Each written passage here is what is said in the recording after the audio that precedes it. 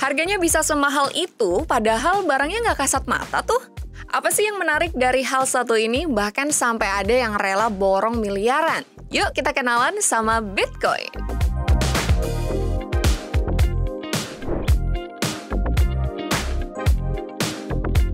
Sobat Cuan, Bitcoin adalah aset kripto pertama yang merupakan uang digital tanpa bentuk fisik dan nggak dikontrol oleh bank manapun. Jadi semua transaksi dicatat di sistem online yang aman dan nggak bisa dipalsukan. Simpelnya, ini adalah cara baru buat kirim dan simpan uang tanpa perantara. Next, Bitcoin cuma ada 21 juta koin. That's it, teman-teman. Nggak bisa dicetak suka-suka kayak uang fiat atau mata uang kita sekarang. Sekarang aja, teman-teman perlu tahu udah ada sekitar 19,8 juta Bitcoin yang udah ditambang.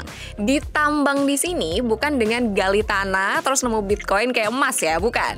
Melainkan dengan cara khusus yang bakal kita bahas di video selanjutnya. Nah, pertanyaannya sisanya gimana? Sisa Bitcoin yang tinggal kurang lebih 1,2 juta kemungkinan bakal butuh lebih dari 100 tahun buat ditambang. Makin susah buat dapetinnya, makin langka dan makin mahal lah harganya. Ibaratnya kayak emas aja ya, karena saking langkanya harganya pun bisa selangit.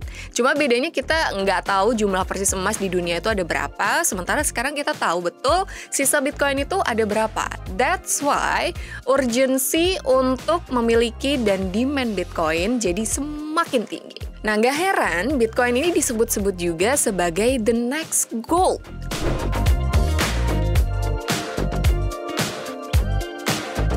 Nah, karena demand-nya gede banget, sementara supply-nya juga terbatas, setiap 4 tahun sekali nih teman-teman, ada event yang namanya Bitcoin Halving. Ini jadi momen ketika nilai Bitcoin yang ditambang berkurang menjadi setengahnya. Ini artinya supply Bitcoin yang baru masuk ke market semakin sedikit. Nah, kalau demand-nya tetap tinggi, otomatis harganya terus naik dong. Sesuai lah, kayak teori supply and demand.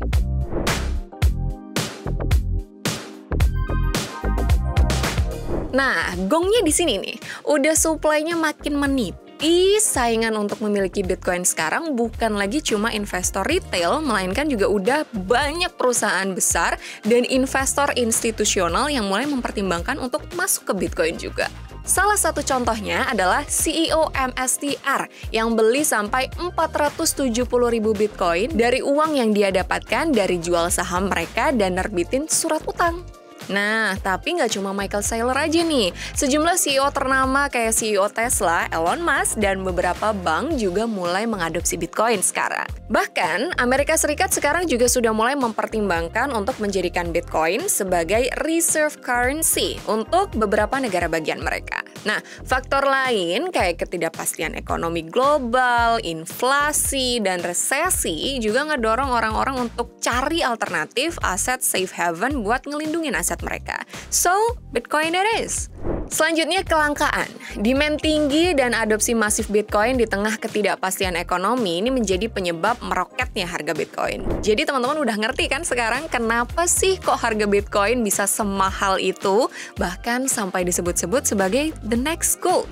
Gimana? Jadi makin yakin nggak buat investasi di Bitcoin? Kalau kalian suka konten kayak gini, don't forget to like and share this video and subscribe to our YouTube channel.